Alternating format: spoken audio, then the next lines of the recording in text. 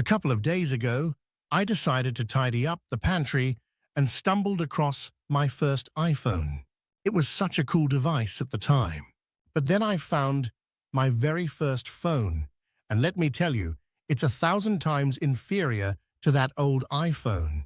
The difference between them is only 20 years, but comparing them feels like comparing a stick to a space rocket. Speaking of surprising advancements, look at this 1955 invention. Doesn't it look familiar?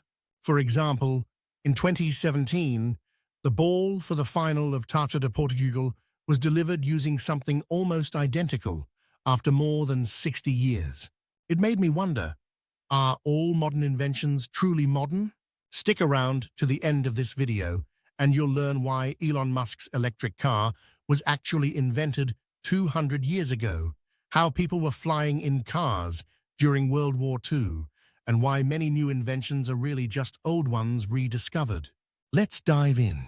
In 2018, Elon Musk launched a Tesla electric car into space, and you probably remember the buzz around it.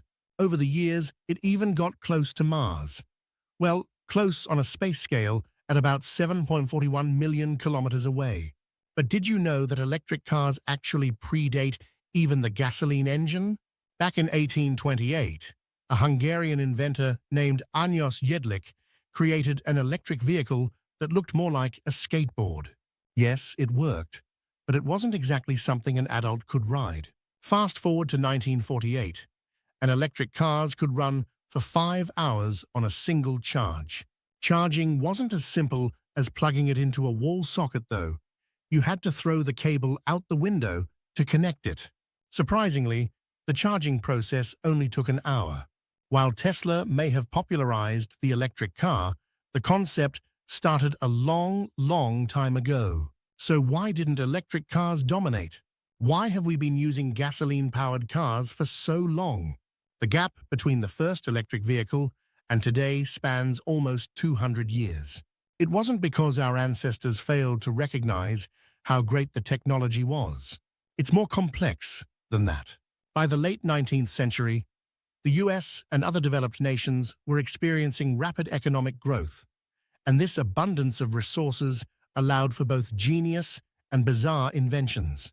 Take, for instance, the pedestrian catcher, a device resembling the bucket of a snowplow designed to catch people before they were hit by cars, or the 1927 mega-moving vehicles in Paris, created to solve parking problems before they even existed.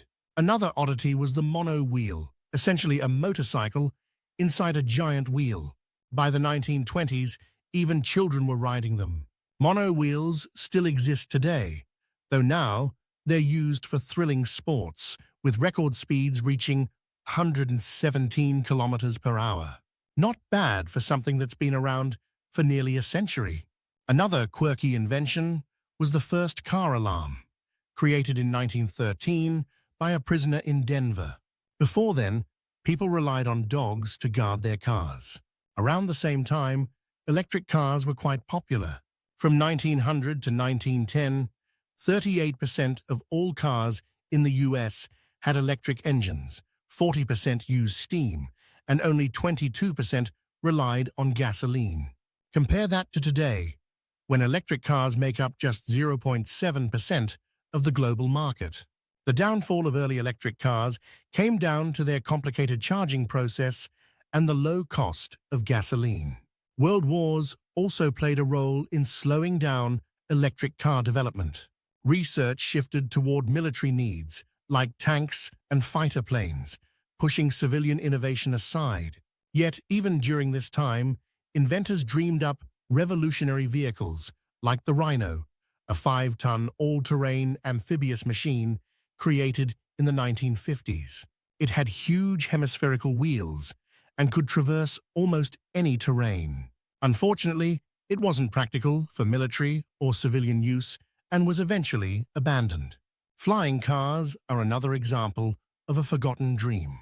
Concepts like the 1959 Curtiss-Wright Model 2500 air car and Waldo Waterman's 1934 flying machine were ahead of their time. They floated on cushions of air or had detachable wings, but never made it beyond prototypes or museums. Today, we have working prototypes like the Terrafugia Transition, which can drive on roads and take to the skies, hinting that the flying car dream isn't over yet. Other inventions, like the amphibious car, Amphicar 770 from the 1960s, were also ahead of their time. Designed for people living near rivers, it could drive on land and water, though it struggled with speed and required a special license. While it didn't achieve commercial success, it likely inspired the aquatic vehicles we see in movies like James Bond. Looking back, it's clear that many modern technologies are actually reinventions or improvements of older ideas. Humanity has always been creative, but sometimes ideas are shelved until the right moment comes along. Who knows? Maybe we're just one step away from living in a sci-fi movie. What do you think the future holds for technology? Let us know in the comments, and don't forget to like and subscribe for more fascinating content. See you next time.